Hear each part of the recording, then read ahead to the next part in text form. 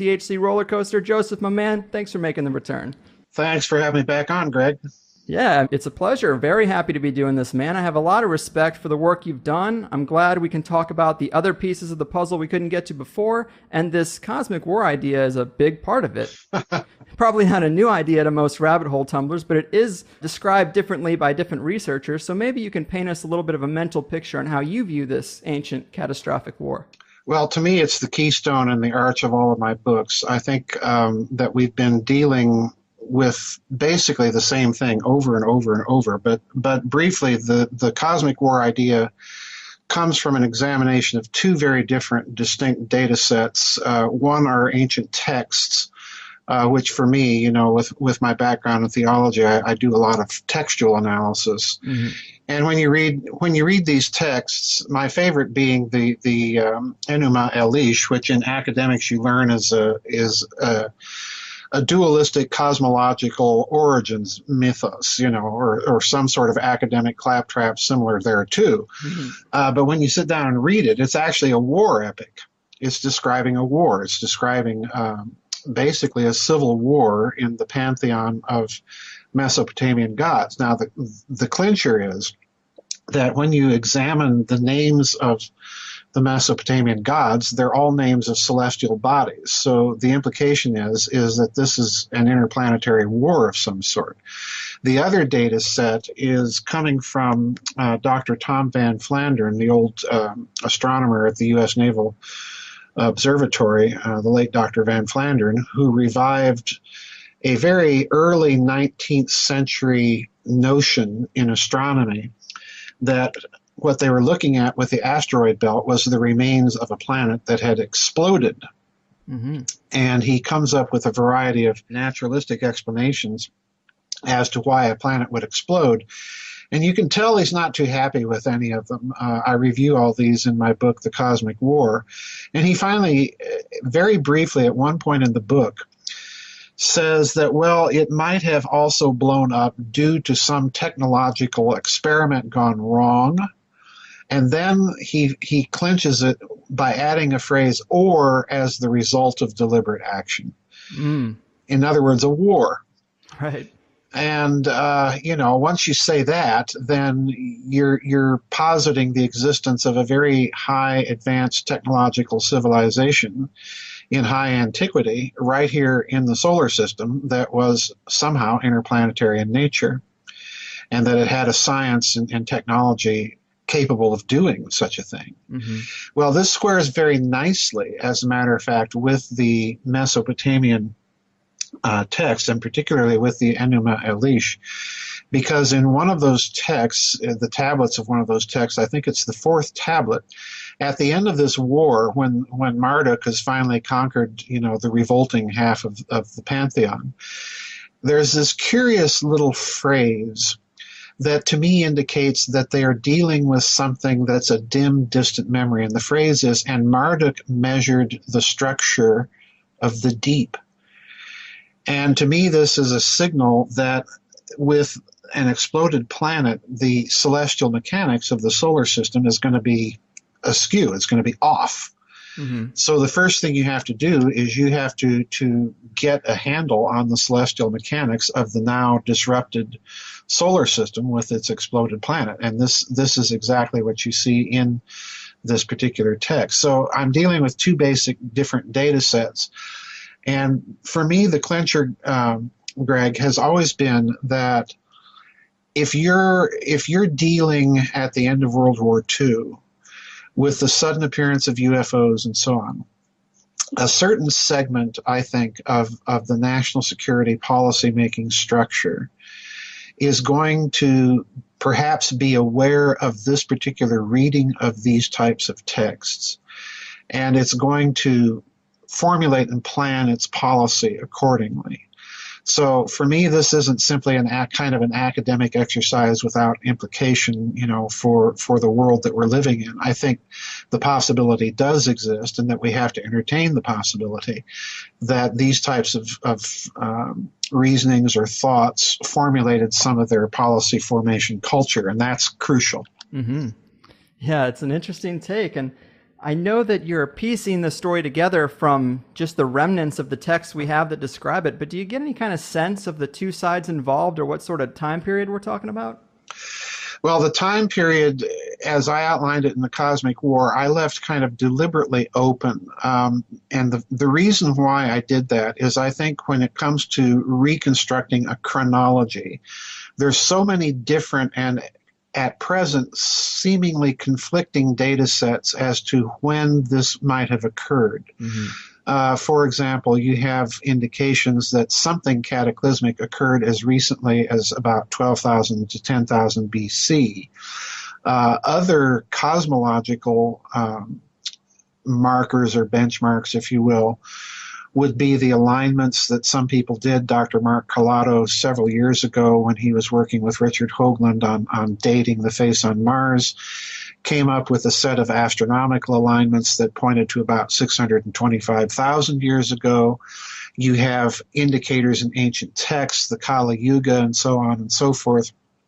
You have geological indicators that Dr. Van Flandern came up with, the KT boundary line at about 65 million years ago, and then his astronomical data crunching that that planet may have blown up as late as or as recently as 3.2 million years ago. So you've got a lot of different chronological benchmarks, and I kind of left this deliberately open because I don't think we can pinpoint with any degree of high accuracy yet or do the synthesis work needed on all these data points to try and come up with a cohesive, coherent historical chronological line. Mm-hmm. Now, that said, my guess, Greg, is that we would have to look very seriously at a date somewhere between Van Flandern's late date of 3.2 million years and then the dates of Dr. Carlotto and some others that have been exploring the Mars anomalies of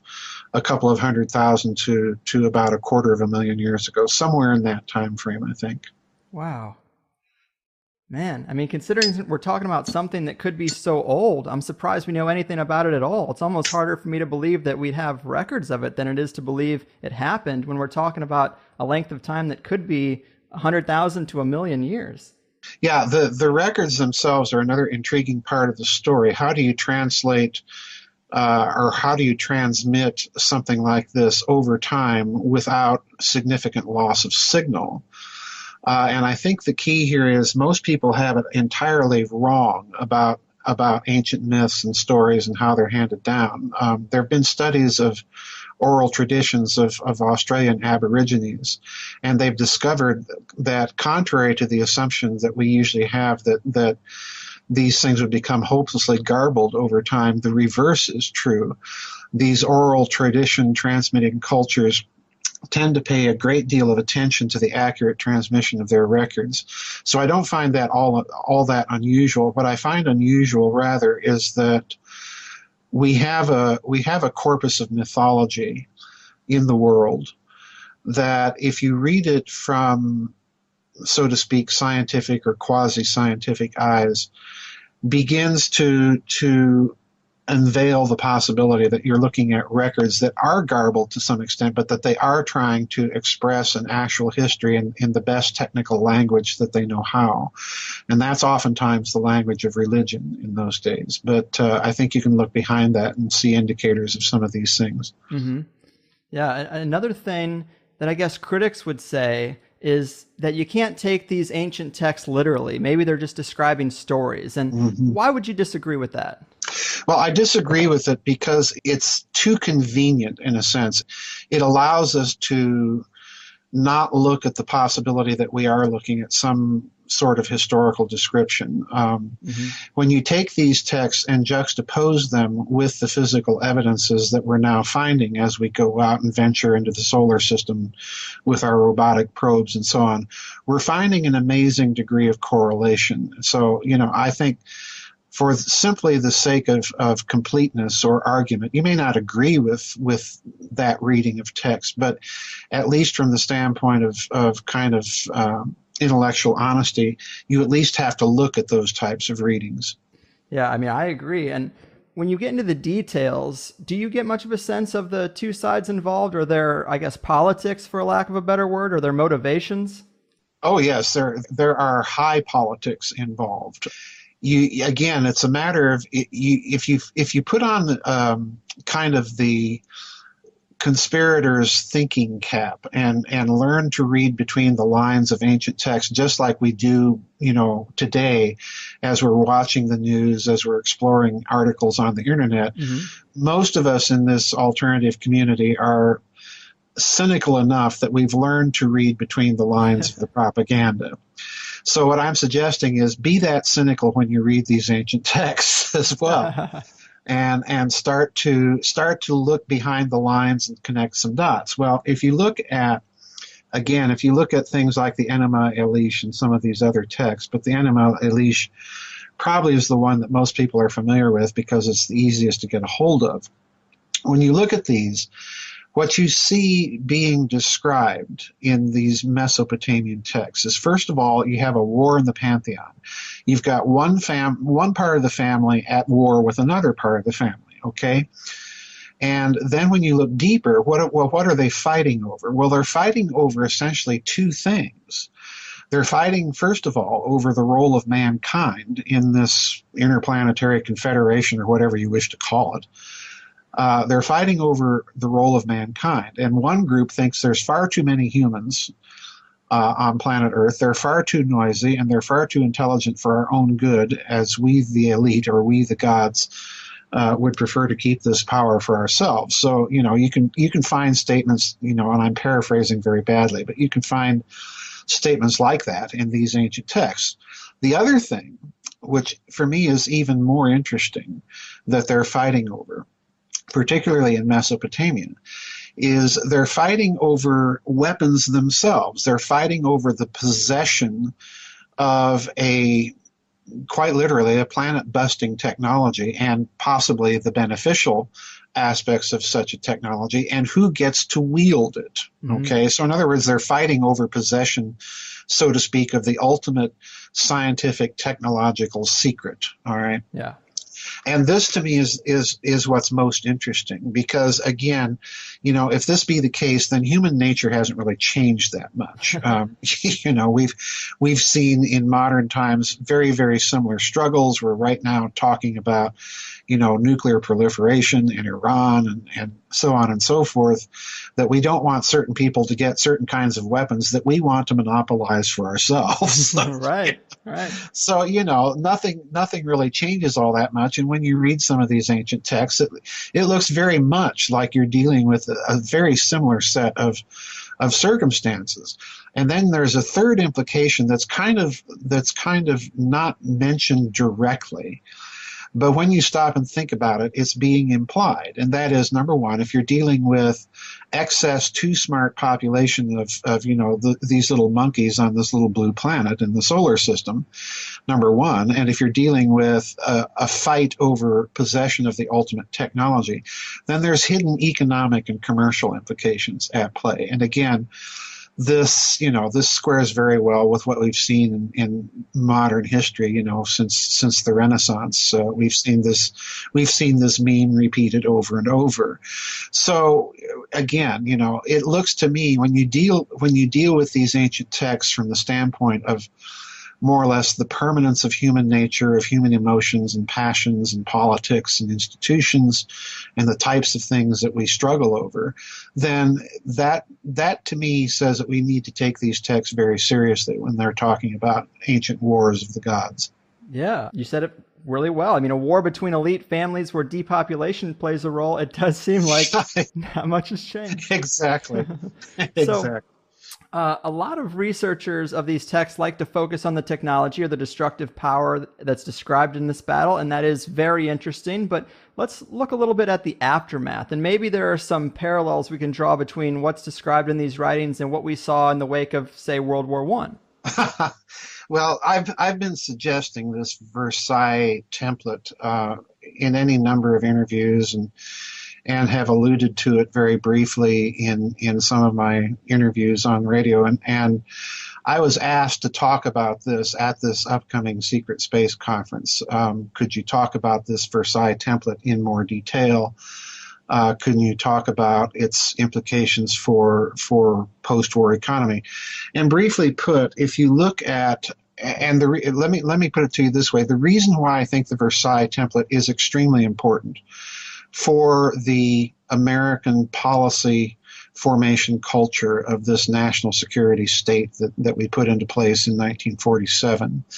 If you look at the policy formation culture of the men involved in setting it up, you have people like Allen Dulles, John Foster Dulles, John J. McCloy, and George Kennan, and people like this. Well, in almost every single instance of the people that I just named, the Dulles brothers were, of course, part of the American delegation at, guess where? At Versailles in 1918 and 1919. So in other words, their geopolitical, commercial, national security outlook is formed in the crucible of the aftermath of World War I. And to me, this is very crucial to the way that they might have approached reading some of these ancient texts if they were inclined ever to look at them. And I think probably they were.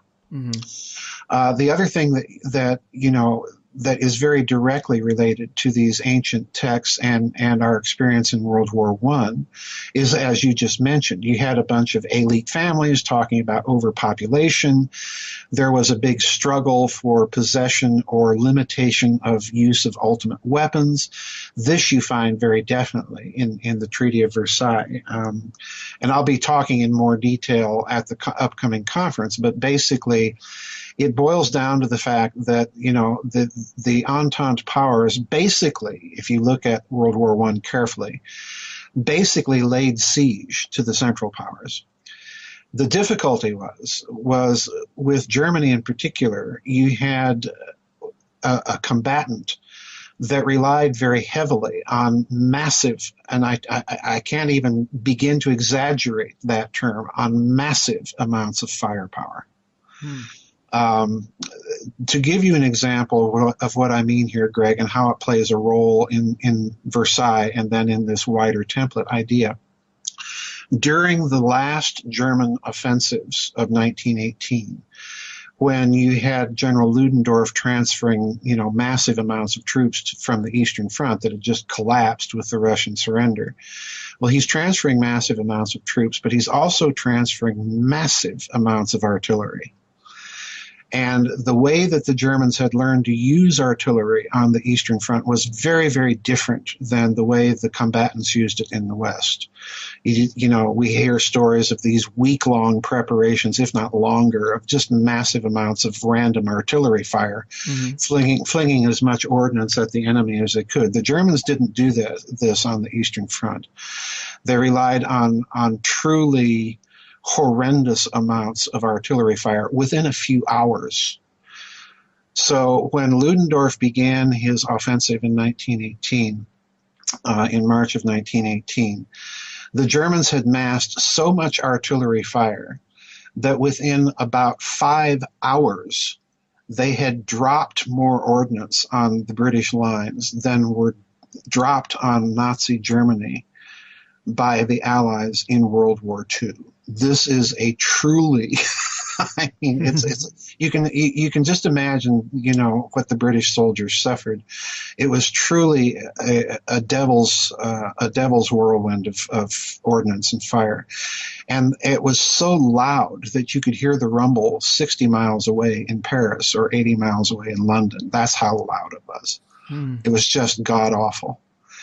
So when the Allied powers meet at Versailles, and this is a crucial part of the story, they had obviously enough experience with the ultimate weapon of the day, and that was, just gobs and gobs of artillery, and some of it quite large. So they prohibited the German army at Versailles from possessing artillery in numbers and calibers beyond a certain limit. The caliber, I think, was 15 centimeters, and the number of guns was down from 20,000 plus that the Kaiser's army had fielded in 1918 to about 400 or 500, something like that. I forget the exact number. So in other words, there was a limitation on armaments. There was a prohibition on armaments. Now, the interesting thing that the Germans did, of course, was they were to turn over to the Allied powers some of these weapons. The Big Bertha siege guns that they used to blow their way into Belgium past the fortresses, the Paris gun that they used to shell Paris from 70 miles away. They were supposed to turn this over. Well, the Germans didn't. They destroyed many of the Big Berthas. They turned some of them over, but they completely dismantled the Paris gun. The Allies searched and searched for this thing. They were never able to find it. They weren't able to find any papers concerning it because the Germans had classified it at an extremely high level. So what you have is a pattern of arms limitation and then arms hiding. And again, if you go back to the ancient texts, there are very clear parallels to what goes on, for example, in the Epic of Ninurta, which is, again, a Mesopotamian epic. But I included the entire text in the Cosmic War because you have to sit down and read this thing, and I defy anybody to say that they're reading an epic. What they're reading reads more like the index to a Sears catalog because it's about that exciting. Right. It's just dreadfully boring. But what you're reading is really an inventory of the victors in that cosmic war, going through all of the stuff that they've recovered from the vanquished, and you read that they cart some of it off to be used in other uses. You read that they destroy some of it because, it has no other application other than as a weapon. And then you read of a very small class of things that they couldn't destroy, so they hide it. So again, the template is very, very reminiscent of what we see now in modern times. So you've got all of these things at play, and this is kind of what I mean by the Versailles template, because I think the experience of World War I, the carnage, it was a shorter war than World War II. It was the first use in modern times of modern weapons, modern combat, industrial potential as war-making potential. So the national security establishment that is set up in 1947 is coming out of this whole experience. And when they turn with that experience to look at the UFO, I think this whole experience had to have had some effect on the way that they approached the problem and how they were going to handle it. And lo and behold, and surprise, surprise, and I say that tongue in cheek, they approach the UFO problem much the same way as the Germans approached how they were going to live with Versailles and eventually overturn it. And that was they quite literally created a vast underground covert secret system of weapons research, of financing these things, and developing all the modern weapons that they would inflict on us in World War II. Right. So this whole thing, I think, we are creatures of our history. And that's as true of the national security establishment and the men setting it up as it is for you and me. And I think this is why the story is important. Right. And the process of decommissioning weapons, of course, is going to be part of the post-war process. Exactly. And I know you have written at length about the Great Pyramid being some kind of weapon. I mean, your website is Giza Death Star, right. And we see pyramids all over and on Mars as well. And so many people want these things to be part of a global energy grid or stargates to traverse the cosmos. But when we look at humans today on a large scale, we pretty much build weapons and that's it. So, yeah. I mean, I think the case can be made. And I wonder if the missing capstones or something aren't part of this decommissioning.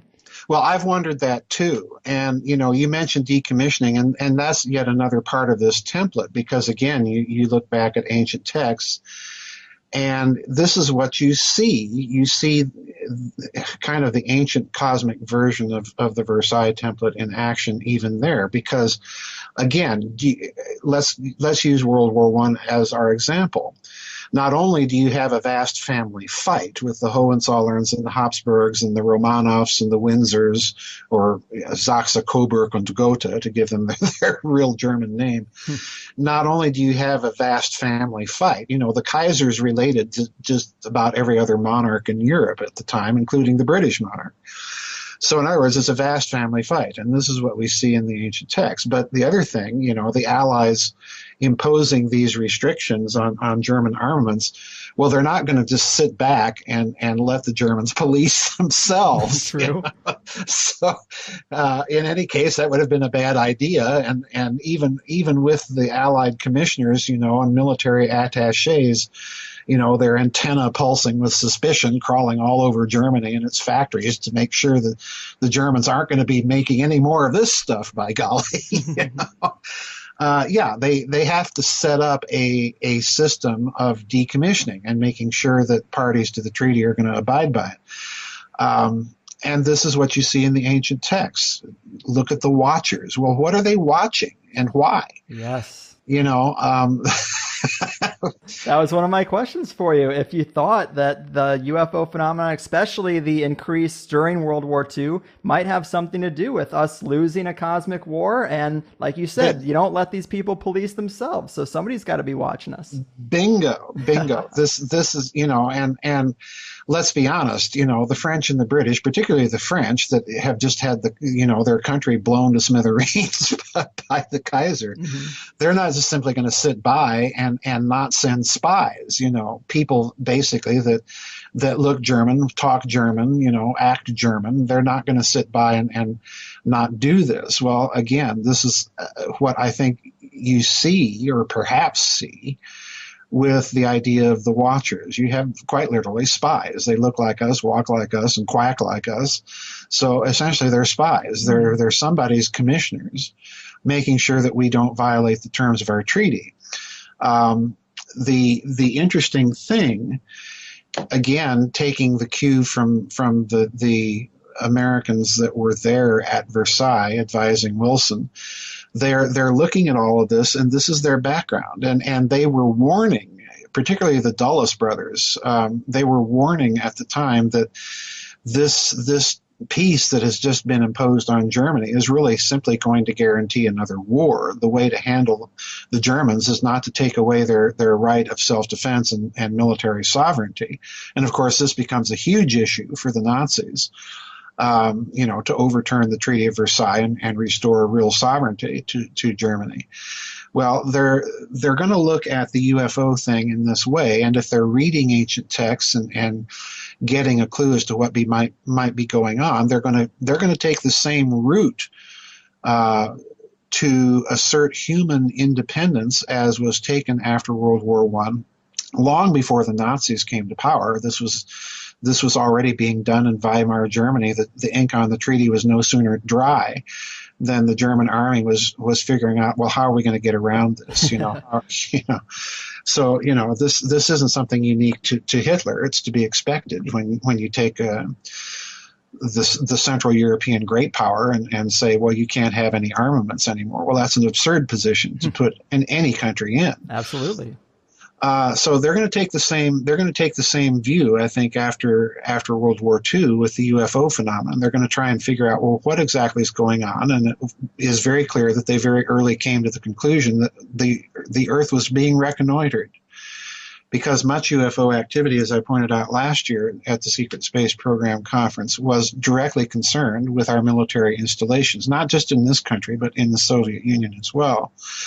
So you'd have to be basically an idiot not to assume that this is some kind of reconnaissance activity, and it's also an activity that's very deliberately designed to check and see just how good the defenses are, turning our ICBMs on and off and things of this nature. Right. So the national security establishment, I think, is by dint of this fact going to view this as a direct threat to the sovereignty and security not only of the nation but of the human species, and they're going to react accordingly. And this is the reason for the great secrecy around it, because ultimately the purpose is military. And once they've come to that conclusion, then they're going to start thinking, okay, well, This means that we have to go back and look at ancient texts. We have to examine the Tower of Babel story. We have to examine all these other legends of the gods intervening in the affairs of mankind. And usually whenever they do, it's for the purpose of keeping us down and out. Right. So, again, they're probably going to, in my opinion, take the post-World War I German approach and develop the means for asserting human independence and sovereignty, and doing so very quietly. Mm-hmm. So, yeah, I think the Versailles Template is a huge it's a huge cultural matrix, let's just put it that way, in which the post-war national security establishment is going to think. Mm-hmm. And transcending even the more recent history of the Cold War. I think this goes back very deeply to the experience that humankind had in World War I. Man, what a great breakdown and excellent points too. That very well could be why UFOs seem to disable nuclear facilities. That seems to be a motif that's popular there. But I guess if it was part of a policing, I would expect it to be more absolute. Maybe it's something that's on autopilot that's just a shadow of its former self. But if it was punishment for, a cosmic war or something, I guess I would just assume that it would be more finely tuned or more overt. Because, why the secrecy from their perspective? Well, I think you raise a very good point there and a very good speculation. It seems to be kind of on autopilot in a certain sense, and that may very well be. We could be dealing with something that was just kind of left here in a robotic mode of existence. I tend to think there's enough indicators that we might be dealing with something more than that, but that's certainly a possibility. Mm-hmm. But the other possibility, and I mentioned this last year, that and it's one of my, I have to be very honest with you here, it's one of my pet peeves about ufology, and that is the assumption that ET has to be centuries, if not millennia, in advance of humanity. Mm-hmm. I don't think this is the case. If you look at just human progress, since the Renaissance, the Industrial Revolution, the early Enlightenment, and then the Enlightenment, if you look at human technological progress in that span of time, we have come extraordinarily far in a very short period of time. A century ago, we were fighting a world war with airplanes made out of canvas and wood. By the beginning of World War II, a scant 20 years later, they were already flying jet aircraft. And indeed, the Germans put up the first operational jet fighter, could have put it up in 1942. Thank goodness they didn't. Hitler made another blunder of a decision. But, imagine that, jet fighters fighting in World War II in 1942. And they did manage to have operational jet fighters by 1944. Night vision began in World War II. Smart bombs began in World War II. Television guided bombs, acoustic homing torpedoes. All of these things were, in the thinkers of, in the brain of thinkers in World War I, and by World War II they were a reality. Mm-hmm. So we've come a very, very long way in a very short period of time with our technological capacity for destruction. So when you look at the UFO problem now, and I know I'm going around Harvey's barn, I tend to do that, but when you look at the UFO problem and the national security state, I think probably they would have come to the conclusion that if they're here and worried about us, then number one, that means we are not all that far behind. After all, if they have technology millennia in advance of us, they wouldn't be concerned with us. True. So it's the concern that's the indicator that they are not all that much further advanced than we may think.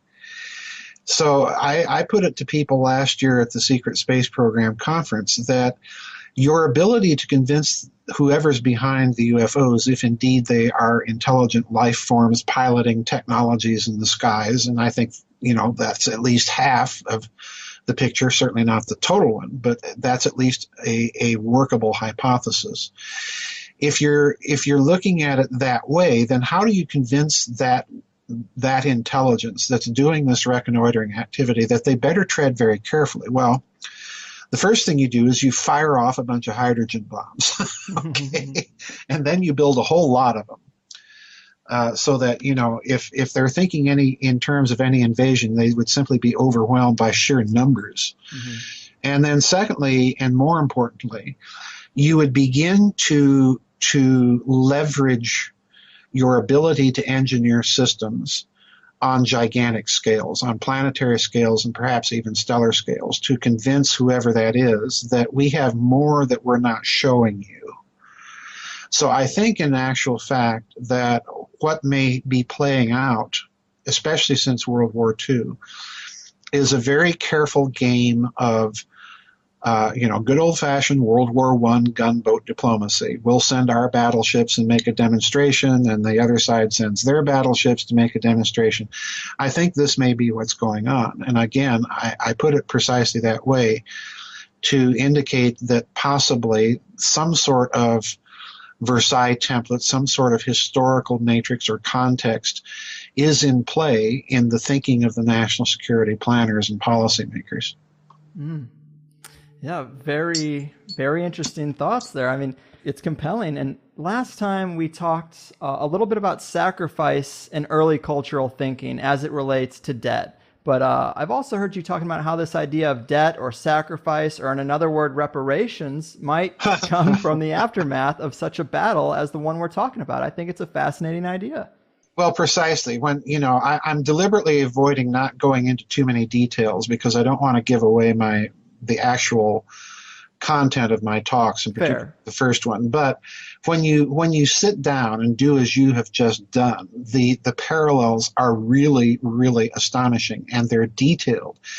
And yes, one of them is, of course, at Versailles, the Allied, the Entente powers had imposed a severe war reparation on Germany, basically making Germany assume the guilt for the entire war solely and individually. Certainly Germany bore a lot of the guilt, but not all of it.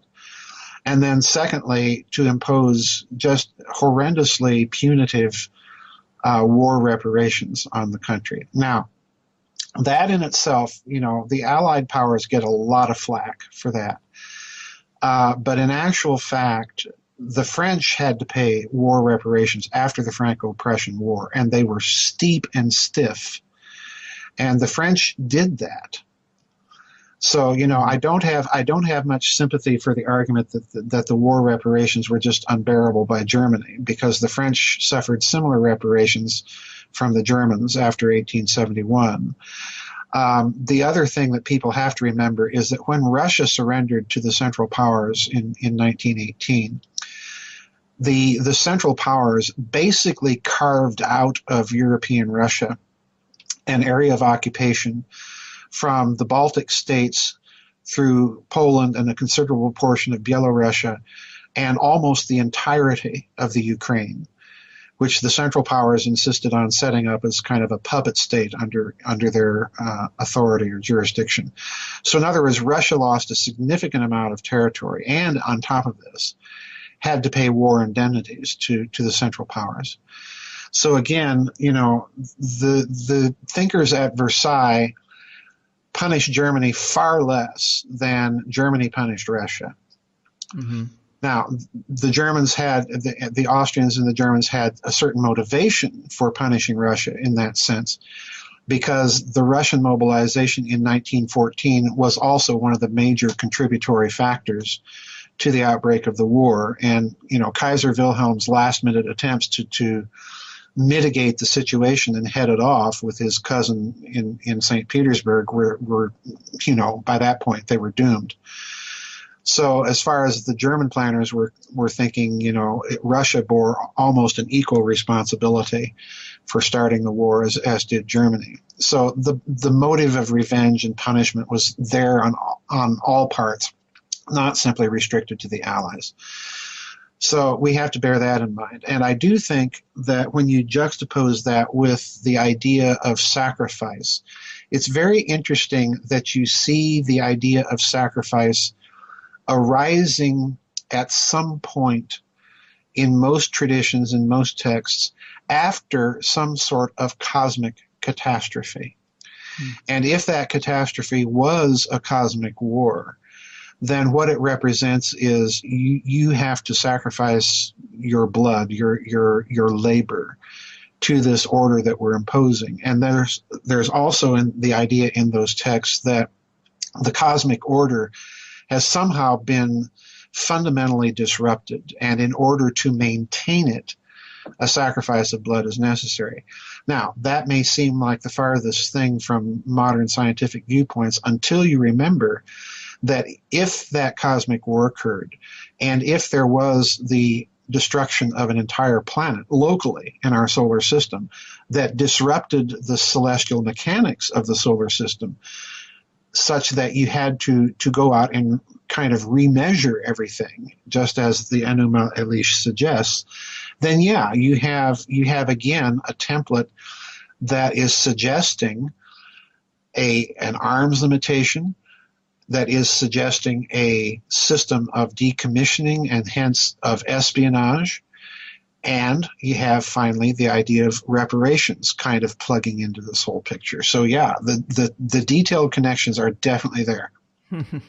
That's one of my favorite ones. And when we're talking about the ramifications of a post-war situation in the context of this cosmic war, could we assume that the players are kind of local? I mean, maybe Earth-based is a stretch, but maybe more local than Zeta Reticuli?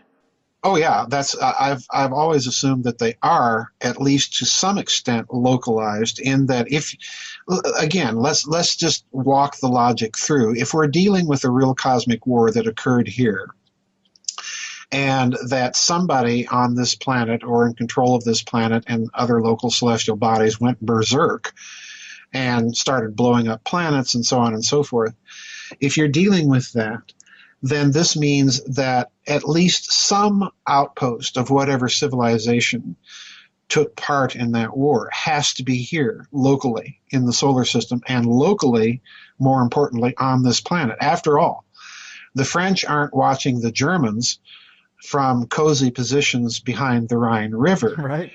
You know, they're sending spies and their military attachés into Germany itself, and moreover, having them tour the factories and make secret reports back to Paris on what's going on. So yeah, it stands to reason that they're going to be right here on this planet keeping an eye on things. Absolutely. Yeah, that is a thought that, early in my getting into ufology hadn't really come up in the 90s, I guess, or at least in the depths I was getting to. But when you think about it as something more local, I think it makes the whole thing, it amps it up to 10, I think, or to 11. Oh, yeah, absolutely. Absolutely. And again, this would be the thinking, in my opinion. This would be precisely the thinking of the national security establishment after World War II, dealing with all these UFOs. You know, they've got three problems, as I put it last year in the Secret Space Program conference last year. They've got the communist bloc they've got to deal with. They've got indicators that the Nazis are still out there up to no good. And then finally, they've got this whopping big UFO problem. Mm-hmm. So I think their response is going to be precisely as you indicated. They're going to have to take all of this into account, and not the least of which is they're going to have to figure out what they're dealing with and how to deal with it. And again, I think the template is there. Let's take George Kennan, for example, one of President Truman's major advisors. It was Kennan that set up the post-war containment policy. You know, simply contain the communist bloc long enough, and it will implode of its own economic necessity. Mm-hmm. But in that policy, he was certainly alive to the idea of using covert operations to nudge the process along when possible. Okay, so this is exactly the policy that, since Truman, the United States has followed, more or less. We're still reliant, in fact, on covert operations to accomplish things that an open, overt war wouldn't do. So Kennan, let's look at Kennan for a moment. Kennan studies, guess where? He studies at the University of Berlin. Ah. So yeah, that's a big right there, because this means his whole geopolitical outlook is being informed by the higher academic institutions, basically of the Kingdom of Prussia, of the German Empire, of Kaiser Wilhelm. This is the hard-nosed reality of what we're dealing with here. So you've got Kennan at work in formulating these policies. And being familiar with Germany and the history of Germany after World War I and how the Germans very quickly circumvented the Versailles Treaty provisions and were able, all of a sudden when Hitler comes to power, to rearm, at breathtaking speed. Well, the reason why is the Germans never stopped their covert research on weapons and development of that nature. So when Hitler comes to power, he simply transforms the old Reichsheer, that tiny little 100,000 man army, that became a cadre army. And it was designed to be a cadre army by the interwar German General Staff. That whole army gets promoted to be the officer corps of what would become the Wehrmacht. So, it was a case of sudden rearmament, but it really wasn't so sudden when you look behind the scenes. This policy is exactly what I think was put into place after World War II with respect to the UFOs. They had to do secret research and over a prolonged period of time into advanced weapons systems. Number one, they had to put into place a secret system of finance to do it. Number two, and number three, the motivation, most importantly, was to maintain human independence. Because if you're going back to those ancient texts, like I said, from the Old Testament to the Mesopotamian text to the Greek text to, the Aztecs, everybody has these stories about the gods and their interference. Right. And the decision, I think, was taken, well, we've been down that route before, and we don't want any more of it. We don't want, so to speak, the cosmic allied high commissioners poking their noses into our business every few centuries. So in order to have them not poke their nose into our business, we have to have the means to defend ourselves. So I think this was the decision that was taken, and I think this is why the two-part World War that we fought from 1914 to 1945 is so much a crucial part of the thinking of the national security establishment vis-a-vis the UFO. Absolutely. Mm-hmm.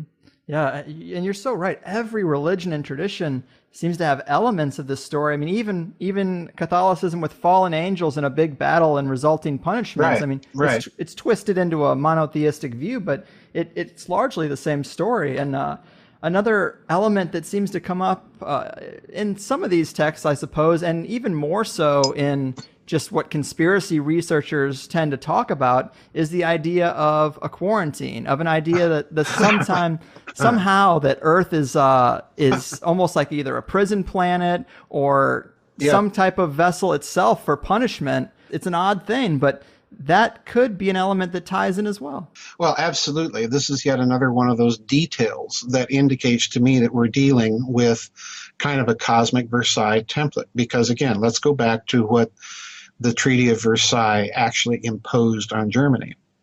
One aspect of it that people do not pay attention to, or sufficiently, in my opinion, is the idea of a quarantine zone. The Treaty of Versailles stipulated that the entire Rhineland, that little part of Germany west of the Rhine, bordering France and Belgium and Luxembourg, was to be demilitarized. And then that demilitarized zone was to extend on the east bank of the Rhine a further 50 kilometers. Okay? Mm-hmm. And the other part of this that also often gets overlooked is the French president at the time, Georges Clemenceau, also talked about a cordon sanitaire. He borrowed the term from medicine, a quarantine, quite literally, a quarantine clean zone in Eastern Europe consisting of the Baltic states, Poland, and Romania. That, number one, was to be there for the purpose of keeping Soviet Russia and communism penned in. And number two was to be a buffer zone between Germany and Russia in order to prevent the absolutely unthinkable, which would be a Russo-German alliance. And incidentally, recently the commander, the U.S. Commander of Stratfor, indicated that this is still the central geopolitical problem for American planners, is they do not want to see a Russo-German alliance because, again, this would be an absolute blockbuster. You'd have all of that German industrial potential and all that Russian resources, in one alliance, which you don't want. Well, this was precisely the thinking after Versailles. The whole, if you look at the treaty very carefully in what it does geopolitically, is it breaks up the Austro-Hungarian Empire, of course, which creates a power vacuum in the center part of Europe, leaving Germany alone as the major central power in Europe. So the other thing they had to do was keep it quarantined, keep it penned in. And this was precisely the reason for this demilitarized quarantine zone in Western Germany and then the cordon sanitaire in Eastern Europe. Well, if you look at ancient texts, very interestingly, they talk about similar notions. Although I should specify and stipulate that in no instance that I am aware of do they come right out and tie this notion directly to a cosmic war. You get little suggestions, you get little sorts of adumbrations of that idea, but they never come right out and say it. But you do still have this idea that there's some sort of zone around planet Earth that humanity is not to pass beyond. And it's very interesting that even the definition of the zone itself is very similar to the definitions of the demilitarized zone in the Treaty of Versailles. Let's go back again to the treaty, and what does it say? It says the entire area west of the Rhine River, and then a 50 kilometers deep zone from the east bank of the Rhine is a demilitarized zone. Well, what have they done? Well, they've just specified by a prominent and almost unchangeable geological feature what the quarantine zone is. So if you go to ancient texts, they discuss this zone in almost exactly the same way. They define it by absolutely recognizable boundaries that are based on astronomical phenomena. Wow. Such as the orbit of the moon, or in some versions of this quarantine zone, you have it as the outermost planetary orbit. So in other words, it's not a quarantine zone around the Earth, it's a quarantine zone around the solar system.